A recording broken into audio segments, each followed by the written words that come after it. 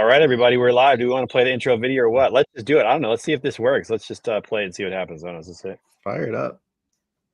No, that's not the right thing. Hang on.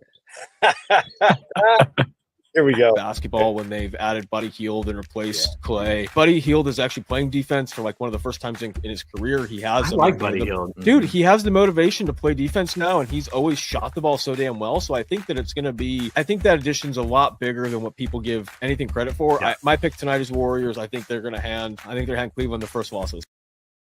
All right, everybody, welcome to Brokers and Basketball Pick'em, NBA Pick'em style. We're missing Kel Pearson today, but we got the crew with us today. And who are we gonna highlight next year? What subpar player are we gonna highlight next year in our intro video? We got to think about it. It's like the Madden cover. Easy. Who's gonna be on the cover? Zach LaVine.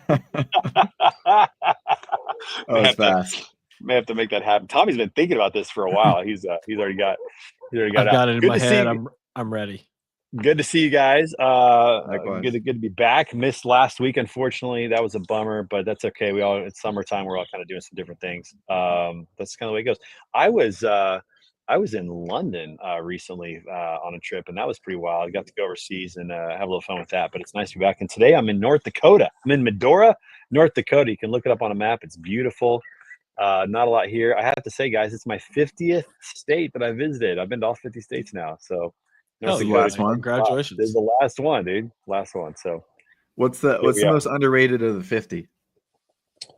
Most underrated. Ooh, man, that's a good question. I'll tell you I'll tell you my favorite that surprised me was Rhode Island. Rhode Island. Okay. It's a small state, less than 1 million people live there. Providence is a beautiful little town. Brown University is right there. It's right on the coast there, so you get a little bit of that. It's a little less expensive than Connecticut and Massachusetts, Boston area, but you still get kind of the coast right there. Mm-hmm. And just a quaint little town of Providence, Rhode Island. Easy to walk, great little pubs. Brown University was cool to walk. A lot of classic old homes. I mean, it's one of the older, obviously, colonies that is in existence with Massachusetts and whatnot. So I was a big fan of Rhode Island. So that's one I would point out. Definitely on the East Coast. On the West Coast, man, it's a good question. I mean, Idaho's unbelievable, man. Idaho's unbelievable. Yeah, a lot of people talk about Montana.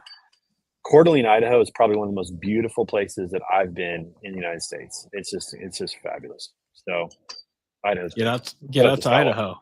That's on my bucket list now. Dude, Idaho's we got some work to do, Tommy. Both of us. Idaho's amazing. I don't know if you guys can see this or not, but there's some small hills back here. And there's some others on the other side. You can't really see. There's a river over here. But anyways, it's beautiful. We're on our summer trip out to Oregon. I've got family doing a bunch of stuff. High school graduation, 2 weddings, all happening within 3 weeks. So we're heading out there to spend the month of June in Oregon. That's awesome. That's exciting. Like a great time. Heck yeah. What summer plans do you guys have? And then we got to talk about this NBA Finals game 1 last night. So where you headed? Do you got any plans, Josh, to go anywhere fun? Going to Tampa next month. Basically to try to figure out exactly where me and my girlfriend want to live. So yeah, that'll be fun. You're relocating to Tampa. You're leaving Nashville? Yeah, at the end of the year in November. Oh man, I don't know if you mentioned that. I didn't put that together. Wow. But, yeah. So excited about that. We went last year, really liked it. So yeah, we know the general area. We just need to figure out the exact building and everything that we want to be in. So yeah, doing that. Got a family reunion next month in Evansville, Indiana. So going to Southern Indiana. Nice area. Oh, and I'm going to the ESPYs in July. Are you really? Yeah. I am. Yeah, my brother's working it again. My brother's worked it the past 2 years. He interviewed Mahomes last year, Trey. Nice. I need that clip. Come on. Yeah. So I know I have a picture of it. I screenshotted it on my laptop. But yeah, I'll get that to you. So yeah, my sister got to go last year with him, so I get to go this year. Do you think he would do something silly just for us? Do you think if he got a chance to interview Mahomes again, that he would just say, "Oh, by the way, Trey and the crew would say hi"? Think he'd slip that in like some of these guys do on the Tonight Show? Can we get him to say something? I would just do it for you. I would just do it for you. You know, Dude, Mahomes, just shout out Trey Griggs really quick. I know you don't know who he is. Just But shout he him loves out. you. He On a talks about basketball you every podcast, he brings show. up you every show on a basketball Every show. podcast. Facts. And we already got him in for this one, that's for sure. So, okay, cool. So ESPYs, Tampa, family reunion Yep. in Evansville, Indiana. That's cool. Tommy, how about you? What do you got going? Oh, I don't know. I've got a little bit of travel left in me. So likewise with Josh, maybe leaving the Houston area here towards the end of the year. Really? Where Maybe to? pushing a little bit more further out west, maybe the Phoenix area, New Mexico. Kind of figure out that area now. But yeah, Ooh, kind of New push more out Mexico's there. underrated as well. New Mexico's a great state. Extremely underrated. underrated. Very underrated. Yeah. So that's why it's on our Albuquerque's radar a great too. town. Yeah. Great, beautiful city. So yeah, those are on our radar. Maybe van life. Been talking. My fiance and I've been talking about doing maybe van life for a year or two. So I don't know. We have some Yeah, options baby. open, and Trey kind of making his posts, and I see his RV there, so it's been making me a little jealous, a little bit jelly. So yeah, we're kind of thinking of. And look at this video quality, man. I'm on Starlink. I'm in Medora, North Dakota, and we got a video call just rocking. I looked it up, man. That's the middle of nowhere. It is, dude. There's nothing. I mean, cell coverage is not that great, but I mean, it's Your quality is good. That's great. I know. It's crazy, man. Starlink's a game changer, man. Thank you, Elon Musk. All right, gentlemen, listen, let's talk about finals game one. I have to say, I'm still reeling from this. I don't know how OKC fans come back to game two. I mean, this is rough. That was a rough one. They had the game the whole time, and I remember feeling this way. I told Kale, man, when they were up 13, that needed to get to 20. Like they could not let it get under 10 points. And what do you know? Indy goes on a 12-2 run, and like, yeah, I almost just felt like the game was over. I almost felt like it's over. This is going to happen again. Wild. I know, Josh, you're happy, and Tommy, you're happy too, especially. I've got another one of those crazy stats for you guys. Teams when trailing by 9+ points in the final 3 minutes of an NBA Finals game since 1971. 1 in 182. And was the one last night, or was there one before that? The one was last night. That's unbelievable. Really? So two other fun stats. 15-point lead for OKC with 9 minutes to go in the fourth quarter. The first lead for the Pacers last night was their game-winning shot. Yep. The game-winning shot. Yep. Yeah, that was awesome. 0.03 seconds. Yeah, they were behind the whole. I'm telling you, I don't know why teams don't realize that 15 points is not a good lead. Like they should be. Like the body language changed. I noticed this. The body language changed to almost comfort. You cannot do that in this league. You cannot do that in this league. That's 5 shots. 5 shots, 5 stops. Now let me tell you that. Let me tell you the biggest call, non-call in the game. The biggest one to me that changed the game. Right. It was in the fourth quarter. SGA drove from the right wing to the center, got fouled, and made the shot, and they called it on the floor. Yeah. And that foul was clearly as he was collecting and going up for the shot. That would have been a 3-point play. That would have put them up, I think, 17 or something like that. Instead, or I don't know what it was. That was a big play in the game because the very next, they still had the ball, but they had a shot clock violation after that. So instead of getting 3, they got 0. That's a big momentum swing, in my opinion. SGA makes the free throw. It's a 3-point play. To me, that was a big moment in the game. Yeah. Huge. Free throws played a big factor. I mean, honestly, both teams missed some free throws too. You know, Caruso missed one, Oppenhand one in the fourth. Siakam missed one. Man, struggled. Yeah. You know, he didn't play his best game. That was an interesting one too. Siakam missed 2 free throws, but they called a lane violation. Never gets called. They called a lane violation. He got another shot. He made it. There's the difference in the game right there. I mean, it's interesting, the margins, man, like the margins, but it shouldn't have been that close. No, it's tough though. Like you're right, Trey. It's so common for the teams to just kind of almost stop playing their game because they're up and they're comfortable, and it's just like, hey, you just got to get the clock down, and they just stop playing. Foot on the pedal. You cannot take your foot off the pedal against Indy, and they've seen this. They have seen this all playoffs. Yes. But it's probably a different animal when you're in the game. You know, probably a different animal. And when they're just throwing it up, and I don't know, and Indy's just got the right motion as a team. You know, like they make the shot and they've got 3 guys pressed in full court. You know, like I don't know, I just love that. You know, Neesmith hit the 1 shot. I mean, he only hit 1 shot this time around in comparison to the 5 or whatever he hit against New York, but he hits that 1 and he's locking up on defense, and then Nimhard's going to grab SGA, and you're just like, okay, damn, this could happen again. you know, these guys are locked in, ready to go. Yeah, And they believed it. They believed they could win that game. They never doubted. In fact, I feel like they got more confident and they played cleaner, better basketball when they were down 10 in the fourth. Like they're like, oh, yeah, we're good. We're right. We won, you know, and it's crazy. So, okay, quick question: what OKC player didn't show up and has to step up in game 2? Chet Holmgren. 100%. 6 points, 1 block. I mean, the guy didn't show He up looked at all last out of his element. He looked intimidated. He did. You know? Yeah. Looked intimidated. Oh, yeah. I mean, they were letting him play. Listen, I love the fact they're letting him play. It's rough inside. Listen, they're letting him play. That guy is skinny as all get out. But man, he looked intimidated. Yeah. He's got to show up. I mean, that guy's got to give you 15 and 10. You know, he's good enough to do that. So to me, he's got to show up for sure. Who on the Pacers surprised you, played better than you thought he'd play? Obi Toppin. Even though he came out and played, dude. I thought Obi was gonna have a good game. I think this is a good series for Obi, just matchups wise. Yeah. He almost led him in scoring. I mean, he was 2 right points there. up. Yeah. He's been playing well. I mean, he played really good those last couple games in the Knicks series. He's just like he can knock down shots. He's become reliable to knock down shots. And I mean he was efficient too. He was efficient. He didn't really. I mean, like he was 6 for 9, missed 3 shots. They were all 3-pointers. Had 5 rebounds, plus 13 on the floor. I mean, he was efficient, and man, like that was impressive. That was really impressive. Pacers are just fun to watch, man. I mean, Pacers, honestly, 6 guys in double figures. Yep. Yeah. You know, this Pacers team, they remind me of that like really early Pistons teams with like Chauncey Billups, Tayshaun Prince. They didn't really have stacked. Like they weren't like a superstar led team, but they just had a lot of really good players that knew their role, could buy in, and could play, you know, with the best of them. And that's what this team feels like. It feels like that kind of style. Great coaching and just good players. Yeah, dude, I'll tell you what. This is okay. I picked OKC because I really felt like coming off the rest that they had, they've played less games. They're a younger team. They're like defensively, they're. I feel like they're the best defensive team. Although I think they played better last night.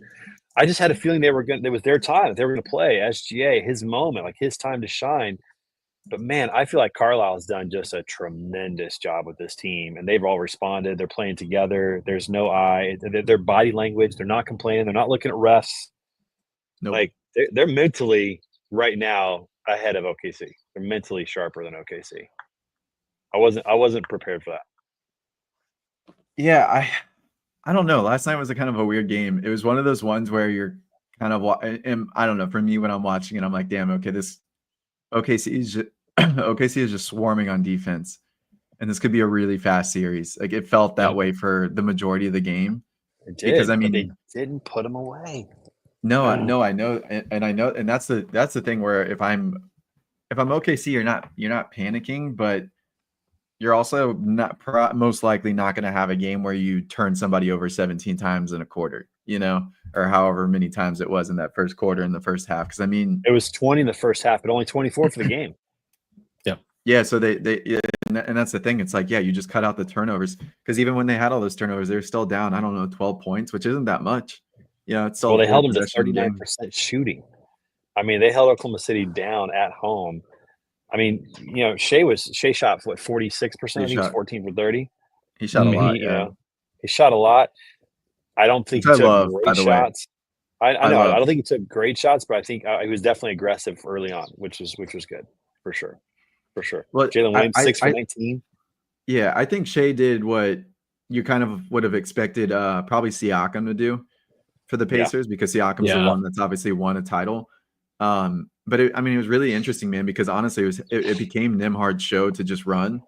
I was getting so frustrated at Halliburton, man. I was like literally yelling at my TV, like, dude, because he was pissing me off. He was pissing me off on D. I get so frustrated when these guys do this stuff, man.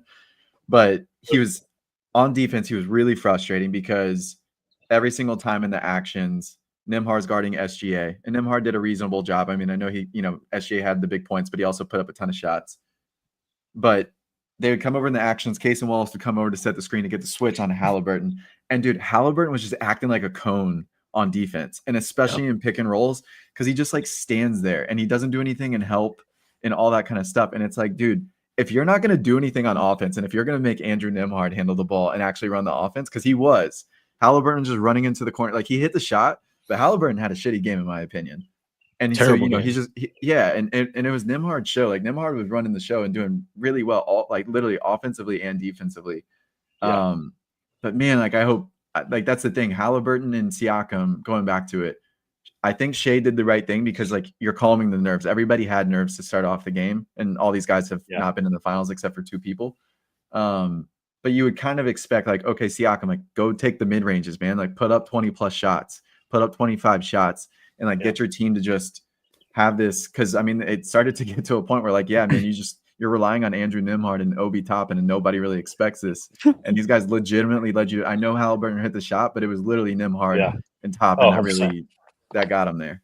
So there's a stat out there, or there's a set of stats for when Halliburton hits his first shot and when he misses his first shot. I saw that. Yeah. When he misses his first shot, he scores 7 less points. He shoots like 9% or 10 percentage points worse from the field. Yeah. It's almost like he just mentally thinks it's the weirdest thing, dude. Like okay, let me share the story. In college, I had a friend on the golf team who wasn't on the tournament team, mainly because he was a mental case. He was on the practice squad, but he never made the tournament team. This guy would pull a quarter out of his pocket to mark his ball on the green, and if it was heads, he knew he was going to miss the putt. If it was tails, he thought he had a shot. Yeah. And he believed that. Like it wasn't like a joke. He believed that.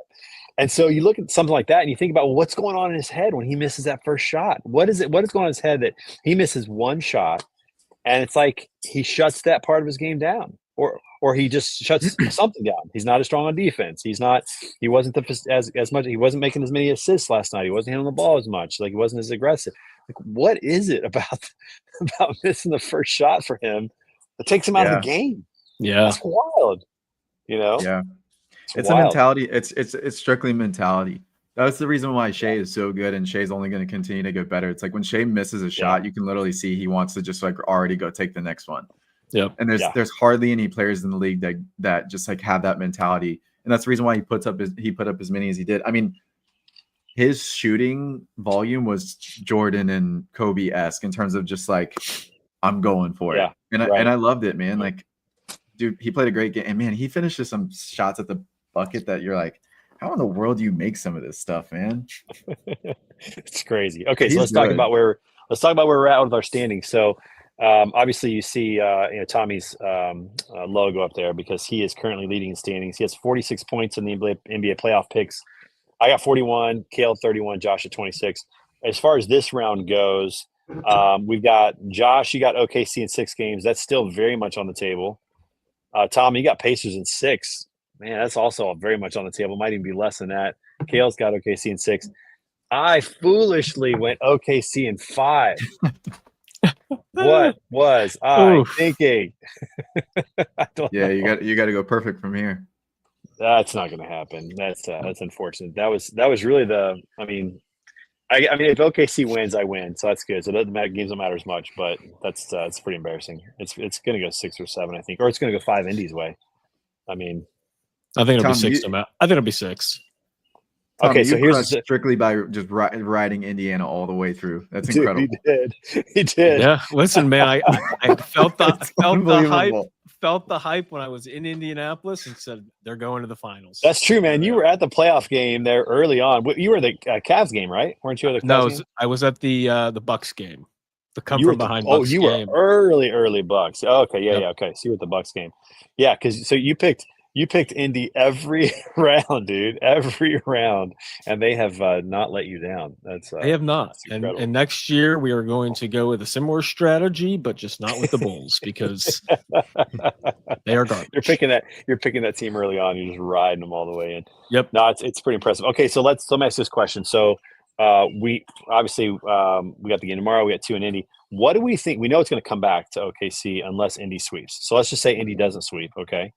What is it going to be when it comes back to OKC in Game 5? Is it going to be 3-1 Indy, 2-2, 3-1 OKC? What do you guys think is going to be? For next game? No, when it comes back to OKC in Game 5. So what's the series going to be in Game 5 when it comes back to OKC? 2-2. Think it's going to be split? Yeah. I think probably 3-1 Pacers, and then OKC wins in OKC. And then Pacers win it in 6 in Indy. Yeah. Yep. Yeah. I tend to think that you're right about that. I actually think it's going to be 3-1 Pacers, and that crushes me. But I think they're going to lose. I think they're going to lose Game 2. I think they're going to win Game 3 and 4. It's shocking that I look at the OKC's home record over the regular season, 35-6.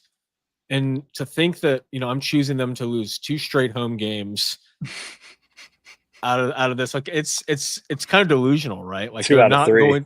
They're not going to Yeah, lose 2 out of those 3 games, but realistically, this is the playoffs, right? It's a different beast. They just I'm just convinced. I think that they're gonna, not play as well at home after the Game 1 performance, and I think that they're gonna go back to Indianapolis and win that first game.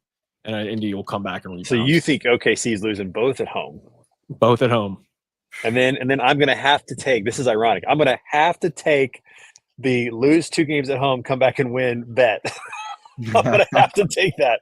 I've been railing against that this entire playoffs, and I'm going to have to take it if they lose that game. That's going to put me in a rough spot, Tommy. Hopefully don't that doesn't work out that way. I hope it does. Okay, so here's a question. If OKC loses, I know, Tommy, your position, but Josh, I'll throw it to you. If OKC loses this game, what's the likelihood of a sweep? I don't think there's a sweep. I think going into the series, I don't think there's – I think both teams are just too good when they both have their games that they're on. Like, they're both capable of beating the other one by 20 plus. So, like, I wouldn't be surprised if OKC wins the next game by 20 or 30. Yeah. And then, of course, everybody – yeah, and then of course everybody is going to think, oh well, now OKC could win in 5 or 6. I think this is just like strictly game by game, but this was a huge game for Indiana because they're 2 stars. Like, you can't really sit there and say neither of them played great, or even like pretty good. So definitely doesn't on the feel road great for OKC. 24 turnovers, shot under 50% of the team, and won. But that's the thing about this is that I think that these things are really built on momentum. I really think that. Like, momentum's a big deal. Indy has all the momentum right now. OKC has a young team. I'm sure the SGA is going to come out fired up. I'm sure that Court's going to play. They're going to or Dort's going to play well. But what I'm concerned about is 3 through 12. That's what I'm concerned about. How are those guys mentally going to be? Because even if SGA and Dort are on fire, they're not going to win with just those 2. They're not. Yeah, and I think Indiana's 3 through 12 is like slightly more. They can have bigger games. Like, Caruso's not going to have a game that Neesmith or Toppin can have. And I mean, he'll have a big impact on defense, but I feel like at max he'll have a game where he maybe hits 3 threes, but he's probably not going to give you any more than that in any game. Dort had his game last night, by the way. He had his first 5, 6 threes. The dude wasn't even hitting the rim. And like Lou Dort's not right. That corner 3 was money for him, dude. Man, he's not going to do that again. But Chet can definitely play better, and Jalen Williams can play better. Jalen Williams wasn't super assertive. Chet's got to play better for sure. I just think that there's a momentum and a belief factor that is hard to account for because the number 8 guy for Indy has more belief right now than the number 3 guy for OKC. That's scary. That's a dangerous place to be. Like, there's just this level of belief. I'll say 2 things. I remember when I was in college my freshman year, we went on a run at the end of the year where we just had this belief that we did not have in the middle of the year that we were just going to win games. We were going to win games, and we went on a run, man. And we made it to the Final Four my freshman year in college, and we were probably not anywhere near during the season a top 4 team. Probably not anywhere near it. We weren't even a top 25 team for much of the year. So, I mean, that's just kind of the way that it worked. And but we had this belief, and so we all played at a level higher. So I think there's that. But then you also go back to like 90. I think it was 97 or 98 when the Bulls beat the Jazz by 40 and the Jazz came back and won the next game. Like this happens in the NBA. These guys are Yeah. professionals. So, Yep. it's like what's gonna weigh more, the belief factor and the momentum, or is it gonna be a 20-point win by OKC? I don't know. What's up, Kale? See, Kale is out on the There's golf Kale, course right popping now. in. He's doing it right. Yeah, he's out on the golf course having Kale. a good time. We want to see that swing. You need to log in. Come on, get on. Come on. So 2 things for me though, because I mean the coaching piece and the matchups piece is pretty important in all this. I did not love that OKC switched up their lineup personally, Why do you think they did that? because they wanted to go smaller and like match up with Indy on a smaller basis. So I didn't love that, because to me, then at that point you're playing your opponent's game versus your own game. And I think I think in any sport, it's you want them to be playing your game, your pace, and you want them to match your size. So I didn't love that, because to me, then I think you're saying, okay, cool, we've got to adapt more to them more than like they need to adapt to us. So I didn't love that. But I do think game 2, I would assume that the switch is going to be Shea's not going to come out in the first quarter shooting 8+ shots like he did, or 10+ shots like he did in the first quarter. I think he's going to work to get the teammates a little bit more involved early on, and then make the transition towards the end of the game to take over. But I think he came out of the gate, which was, I think, is totally good for a game 1. But I feel like game 2, he's got to get some of the other guys more early shots, because like then they're even more engaged defensively. So I feel like that'll be the coaching shifts. And they Tommy, should go here's back a to the stat we regular need. starting lineup. Yeah, Tommy, here's a stat we need. How many teams have gone to the finals and, barring injury, changed their lineup? How many teams have gone to the finals and changed their lineup for game 1 without an injury being a reason? Probably I Steve can't Kerr. imagine I can't imagine that. Did Steve Kerr do that? Did he change up? Steve Kerr changes his lineup every series. Every game, yeah. I'm trying to Maybe see. just the Warriors. I don't know. I If mean, maybe that'll that's something that happens more often, but like I think of like the classic teams, like the Lakers aren't changing their lineup in the 80s, when they were winning championships. The Celtics weren't changing their lineup. The Bulls weren't changing their lineup when they got to the finals. I wonder how often that actually happens. But I think you're right, Josh. Like playing to the other team is not a good sign when you say we have to change to play them. That's not a good mentality. That's a coaching thing. That's all coaching. That's not a player thing, Yeah. I mean, what does that say to the guy? That's why the Warriors were dangerous, though. In their years against the Cavs, like the Cavs kind of had a counter to their Draymond Green being the tallest guy on their team, on the floor. And you've got bigs with Tristan Thompson and Kevin Love and all these guys, and you're like, well, damn, okay, these guys are just running really fast. That's why it was really tough for the Clippers. And the Clippers in their heyday with DeAndre Jordan and Blake Griffin, very good team, but those guys, if you can't really have them on the court because this team's just outrunning you, and then they're scoring all these points, and now you're like, oh shit, we need 3-pointers. Right, got to control the pace in that situation, right? Yeah, you got to control the pace and slow them down, because you get the Warriors into a half-court situation defensively. You have an advantage if you've got bigs that can play. You can't control the pace. You can't do it.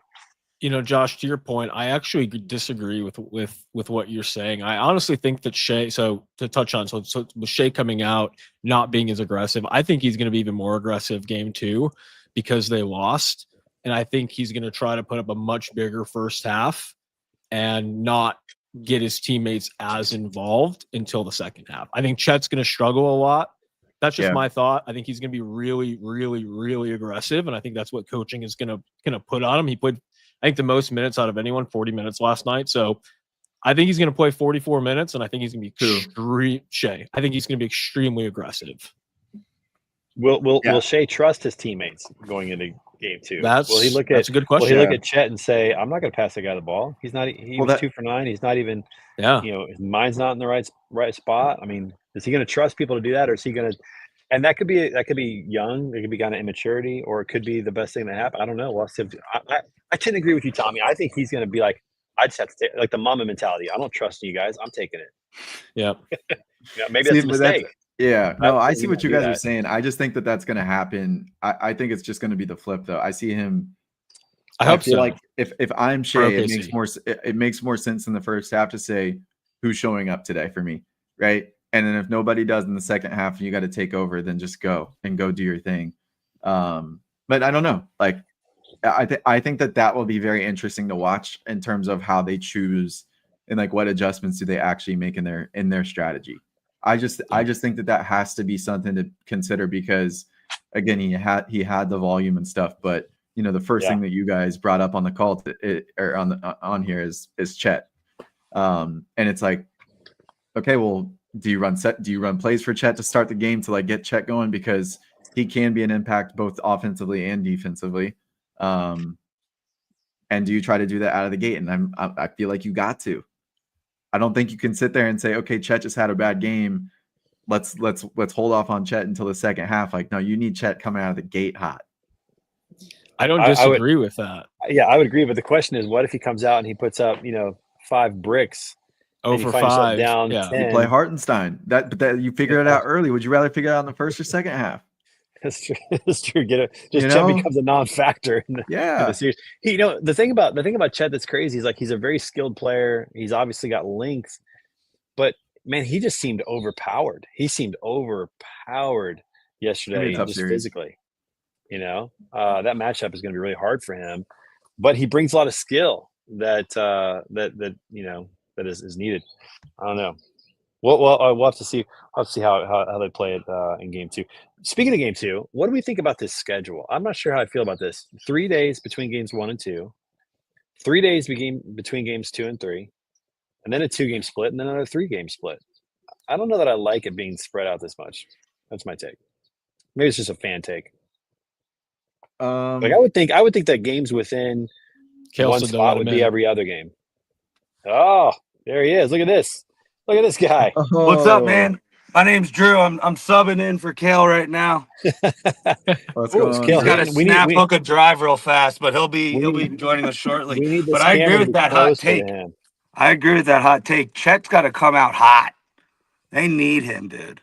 They need that guy. He's a savage. Or get him off the floor. Hey, what course you guys playing out there? Big Meadow. Oh, beautiful. Nice. Big Tree, look at those Oregon trees. Oh, that's beautiful. Beautiful. That's a beautiful I guess sight. technically he's my brother-in-law. If I'm being. Do we get to see this swing, or is it going to be videoed? There we go. There we go. Let's highlight this bad boy. There we go. Let's go. Sounded good. Sounded good. Snap hook. Another snap hook. That sounded good. At least. He's not lying. It was a snap hook. I have a snap hook right now too that I'm trying to iron out. It's bad. It's one of those rounds, boys. Weaken the grip. Yeah, it's. Anyways, 3 pars and a couple scores bigger than bogey. Don't well. So, but all right. When so I'm hitting good, I'm hitting great. So, what are your thoughts about the series? We got to hear from you. We've talked about it. We've exhausted a lot, but what are your thoughts so far? I think the first thing I said, I didn't like to change the starting lineups. I thought they played really well when Hartenstein was in there because I forget what he had. You guys both said that in our group chat. You mentioned that early on in our group chat about the change of lineups. Yeah. Yeah, I didn't like that move because, for a few reasons, Hartenstein is great at setting screens. Probably one of the best guys in the league, definitely the best on their team. And then it created mismatches for Siakam to post up Casey Wallace or another guard. And it just they weathered the storm, but I just felt like sometimes looking at the Thunder, I'm like, why are you playing certain guys? In Casey, I don't know a lot about Casey Wallace's game. He had a couple good things, but I mean, Hartenstein, he's a big dude, and he just creates a vacuum when he sets that screen. And SGA can, they try to hedge, but he just splits that so hard. We were talking about it. I think, Trey, you were asking what lead was safe, and I think I said 20. And they never got to 20. I think they got to 15, and man, what a comeback. What a comeback. Crazy. Who you got for game 2, Kale? What's that? Who do you have for game 2? Oh, man. I mean, I got to say that. I got to roll with Thunder still. But, right. Yeah. He's not feeling confident. No. This is like a do-over of the Knicks series, honestly. Yes. It is. It's the exact same thing. It's like they should have had game 1. They didn't. Now they're going to be on the ropes. They're probably going to steal a couple. And, it's going to go 6 games, but the Pacers are probably going to be holding the trophy. Right? Yeah. You think the Pacers are holding the trophy? Yeah. Hey, while I got Drew here, let's talk about some Philadelphia 76ers because, you know, they had a great season. Oh, no. Hey, trust the process. Trust the Trust process, the process. boys. Yeah. The process is over. still in motion. The process is over. Process Yeah. has Not been much in motion momentum, for a but while. That's rough, man. That's hard to be a Sixers fan, man. That's hey, guys, this is your daily reminder that the Philadelphia Eagles are still Super Bowl fucking champions. Just to let you know. Hey, Don't do But, that. but with that being said, Congratulations. I'd love to hear your take on our third pick. And I think we should definitely get rid of Paul George. He's busted. He's done. yeah. Yeah, you Yeah, gotta get rid of I Paul almost George. like him. It's impossible for me to like anything less than a James Harden pick. But Paul George got to go. I think we got to trade up, give Embiid another 1 or 2 years, and then we got to do something. Yeah. and be Maxey's another gotta 1 to 2 step. years. Get him out of there. This is my hot No. take. That guy's got to go. He's the problem. He is the common Embiid? denominator I for this agree. whole thing. Through the I whole thing, agree. he's the common denominator. I know. He's got to I go. know. I know. You can't stay healthy. You gotta go, dude. We're paying you $500 million. God. Gotta Paul go. George, worst Gotta go. contract ever. Guy's getting paid Ever. contracts like $240 million or something. Yeah, it's good. The Good money if you heck? can get it. You know, good work if you can get it. Hey, I'll take Yeah, it. more- But That's for you know, sure. More published podcasts than played games, you know? dude's a Yeah. bum. Dude's a bum. He's a bum. He could be an indie right now, getting a championship right now, but Yeah. you know, he's not. He He could could. be there. Very well He could. could. But Hallie got pissed Look, off they- in the look, they Olympics. got He rid of wasn't him. getting any playing time. They got He's like, rid of I'm George, taking- and now Indy's in the finals. Look, I mean, look at this. I mean, you know, Unbelievable. sometimes you got to Same get rid of thing. the play. Sometimes you got to get rid of a good player who's just not the right fit. It's not the I right know. fit. Embiid is such a legend now. It's like hard for me to say that we got to trade him, but I know we have to trade him. Got to get rid of him. All right. Benny Not Driver really. off the ground with a big draw. It's looking good. We might be able to Big sell draw. his far. So Nice. Well, Hey, it I looks was beautiful gonna- out there. The green trees look great as always in Oregon. Can't wait to get out there. hey, this is where we're gonna play when you come out too. So Oh, that's it. Okay. Is that Black Yeah. Butte or is that different? it's Black View, but it's Big Meadow course. There's two okay. courses. Okay. Yeah, that's right. I got two. That's right. So I was gonna say he already mentioned the Eagles. I think he mentions the Eagles as much as Trey mentions the Kansas City Chiefs. Which we've already talked about on this show. We've Yeah. already brought them Or- up. They made it in Less than early. 3 minutes in, we were talking about him.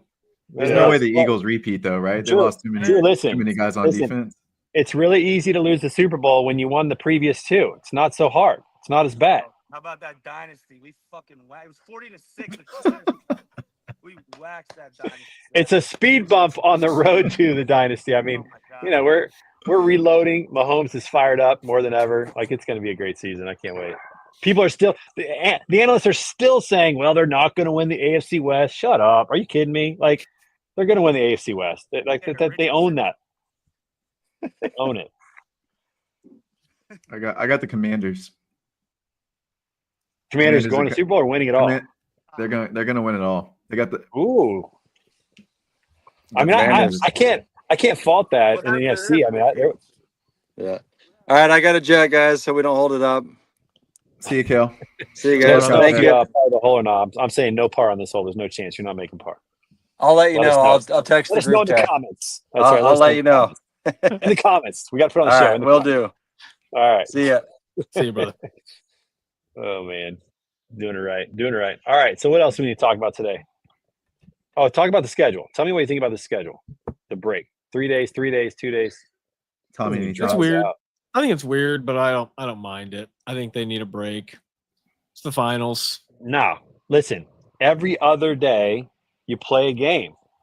I don't understand what the problem is here. Every day. If you want to get maybe an extra day for travel, I get it. But we're talking Indy to OKC. It's an hour and a half flight, 2 hour flight, whatever. It's not a Yeah. long flight. That's So, fair. I I think think, every other day they should be playing. I hate this. I think in the transitions to cities, I don't know. I don't mind it either which way, especially if it allows you to get like the highest quality basketball. But see here, but this is the thing. OKC should be rewarded for winning quickly and having fresher legs, and then they go out and play. This just gives Indy the chance to get fresh, and that's killing me. It's No, killing me. that's incorrect because they just had all that chance to rest and they just lost game one. They just blew game Yep. one. So it Well, actually That's know? that's not from a freshness standpoint, but we need to play as quickly as possible after this. And now they got to think about it for 3 days. Got to think about losing game 1 for 3 days. Yeah. I need to get back on the horse quickly. I'm not a fan. This is the fan in me, not the analyst coming out. I'm not a fan of this. I like it. This is not good. This is not good. I don't mind it. I mean, I don't know. Steep I in don't the think it's juju. crazy one way or the other. I don't know how much of an impact They just- it makes, but They just want that. They just want that Sunday game time. That's what they want. That's all yeah, they I think want. They want the so. Sunday. Sunday So they're night. going for the Sunday. Yep, they're going for the Sunday night game, and then they got Wednesday, Friday, and then Monday if it gets that far. Yeah, Yeah. makes sense. Yeah. No, it'll be Not a fan. I don't know. I think game 2 is going to be fun to watch. I'm stoked for it. It's going to be a great series though. These are the right 2 teams. I'm glad it's not the Knicks in it. 'Cause I Me just don't think that too. this would have been that entertaining personally, but Let me tell you Yeah. what I'm hoping happens. I'm hoping that Indy comes out and gets a big lead. That's what I'm hoping happens, and OKC gets some fire into it because I think get a big lead. OKC's either going to get serious or they're going to fold. But I think if OKC gets a lead, it's going to feel the same. Like it needs to be a different game, in my opinion. Like it needs to be different. So I think if Indy comes out and gets a 10-point lead early in the first quarter, maybe even ends the first quarter up 8-10 points, I actually think that's a good thing for OKC. I think if OKC is leading, it's going to start to feel the same. And Indy's going to take so much confidence from that, and OKC is going to get doubt. It's going to be the same thing. yeah, I over don't again. know. I think it's gonna be a pretty close game. I'm It's sure gonna it'll be be a close game. I think it's gonna be In a the pretty end. big. I think overall, I think it's gonna be pretty close back and forth. This game. I think it's gonna be maybe a 10-point lead at the max, but I don't think we're gonna see a big 15, 20, 30-point blowout or any big Yeah, the defenses are No, too big good margins. on both sides. Defenses are too good for that. Well, I'm hoping at this point it goes 7 because I'd love to see this. Love to see the series go 7 games at this Same. point. I Whether hope it does whoever too. wins, I this kind will of be a hope it fun does one to watch. Yeah. Yeah. OKC game 7 in OKC. Oh man, that'd be great. I'll take some. Yeah. I'll take some overtime Hey, basketball too. This is something we haven't talked about either, but I'm loving the fact that we have 2 Midwest small farm, small market fan Yeah. bases in this finals. That's actually pretty exciting. It's great. Yeah, they're Adam, both great fan bases too. Yeah, And both of Adam them do. Silver's plan to get Luka to the finals didn't happen. Didn't And the work. Lakers didn't work. Didn't work. Got the Yeah. two. He is screaming in New York that there are 2 small market teams. But hey, Adam, doesn't always know. work, baby. I mean, Chicago's is a bigger market, of course, but it's not New York or LA. But all those years with Chicago playing, Seattle, playing Portland, playing Utah. I mean, those are Yeah. great series. Every one of those Yeah. are great, So I mean, San Antonio was in a bunch of them for years. They're a small market team. I mean, I don't think that matters so much. I mean, I think true basketball fans are actually loving this. I think true basketball fans Yeah. are digging this Oh, yeah. more than Oh, for sure. the media would play out. Yeah, I mean, having Ant against Brunson would be the better quote unquote headline, but I mean, realistically, man, in my opinion, I hate the whole face of the league conversation, but to me, it's Shea. I think it's Shea, and I think it's going to be Shea for the next number of years. This team's just too young. This guy is so good, and Yeah. I don't know, just all around, on the court, off the court, everything. I think he just kind of fits Yeah. that mold. I think people are He just kind of does. struggling with it because he's Canadian. But I Not mean, anymore. I feel like people. I mean, I he's feel like people American now, pretty much. He's in Oklahoma, for goodness sake. I know that's true. Yeah, he went to school in Chattanooga, Tennessee, too. I was like, Right. wait a second, what? Don't get more American than that. I mean, the guy's good. He reminds me. He just seems like a more mature, a more mentally stable's wrong word, but more mentally acute Ant. Like they have similar for games sure. in terms of what they can do, but man, he seems more mature.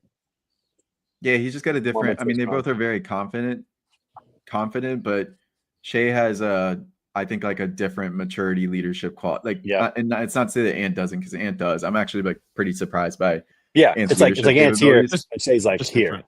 Yeah, Shea's it's just yeah. unique, man. He's very unique, and I mean he's having literally one of the best seasons ever. And Yeah. if they end up pulling it out and he gets the Finals MVP, which I mean obviously if they win he will. you would. Yeah. Yeah. I mean, yeah, he's gonna have one of the best seasons ever, and people are he pretty much solidifies himself as a top 10 point guard ever, with ease, and then eventually after next year he'd probably be knocking on the door of Yeah. It's going to be an uncomfortable conversation, but probably like top 5 if he's, as he continues to repeat this. Yeah. He's not I will say slowing this, down at though. this point. He's only going to get better. If he keeps looking at officials for calls, that pisses me off. He's got to stop that. He's got to stop. He's going to keep doing it. He's so good at that. He's so good at it. It's going to keep happening. You're going to keep getting pissed. Yeah, it's annoying. It's annoying when it's not on your side. Yeah, I hate it when he does that because to me I understand maybe playing the game, maybe like, whatever, but I just feel like, he'll get a couple calls from time to time, but they're not calling on anybody. Just go play. Don't look. Just go play. That's my. I will say it's much better than Luka.